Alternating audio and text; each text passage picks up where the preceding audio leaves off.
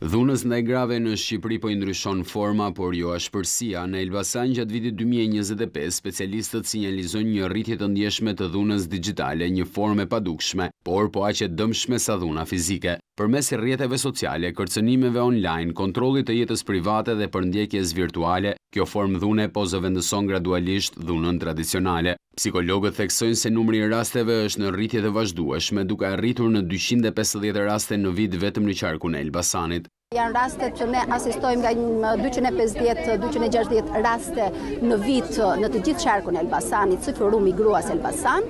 Pothuajse një pjesë e mirë, 80% e njohjeve vinë në platformat e ndryshme të rrjeteve sociale. Janë raste edhe të rrezikshme sepse kanë marrë edhe jetë njerëzish. Prandaj duhet jemi të kujdesshëm në rrjetet sociale, me kene bëjmësi informacionet personale që ndajmë me ta.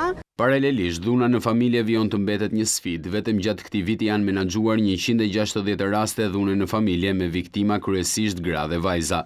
Fokus të punës tonë ne kemi dy gjëra kryesore. Së pari, parandalimi, që pikërisht arrihet përmes informimit dhe ndërgjegjësimit, dhe së dyti, forcimi i mekanizmave dhe i shërbimeve për të ardhur në ndihmë pikërisht viktimave të dhunës në familje, që fatkeqësisht janë më shumë gratë dhe vajzat. Dhuna digjitale nuk është thjesht një problem individual, por një plagë shoqërore që kërkon reagim të përbashkët. Aktorët e shoqërisë civile, institucionet të rinj dhe qytetarë të shumtë u bashkuan në aktivitetin Stop Dhunës Digjitale, duke treguar se ndërgjegjësimi mbetet hapi i parë drejt parandalimit dhe ndryshimit.